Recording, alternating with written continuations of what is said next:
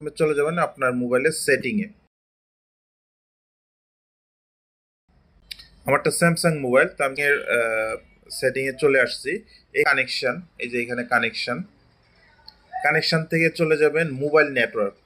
আপনি ওইখান থেকে আপনি চলে যাবেন access point names. Access point names, এই যে আমি নতুন সেটিং নিব। তো এটা করার জন্য আপনি যে অ্যাড বাটনে টিপ দেবেন, অথবা আপনার এখানে থাকতে পারে নিউ সেটিং, এরকম থাকতে পারে। তে ওইটাতে আপনি ক্লিক করবেন, দিবেন। তো আপনার যে সিম থাকবে ওই সিমের নাম দিবেন। আমারটা হচ্ছে গ্রামীণ ফোনের সিম, তো এই জন্য আমি শুধু এখানে জিপি দিব।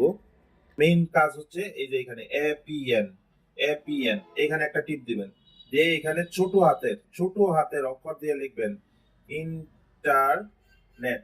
এতটুকু লিখলেই হবে। যদি আপনার গ্রামীণ সিম হয় ইন্টারনেট লিখবেন, এয়ারটেল রবি হলেও ইন্টারনেট লিখবেন।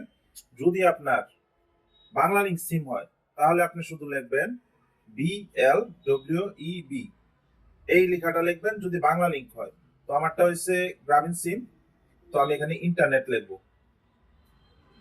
ইন্টারনেট শেষ। এরপর আপনি নিচে চলে আসবেন। নিচে চলে আসার পর এই যে এপিএন টাইপ, দেখেন এপিএন টাইপ, এখানে একটা টিপ দিবেন। এইখানে দিয়ে দিবেন আপনি ডিফল্ট। যদি কিছু না থাকে তাহলে লিখবেন DEFAULT, ডিফল্ট। এটা লিখে ওকে দিবেন।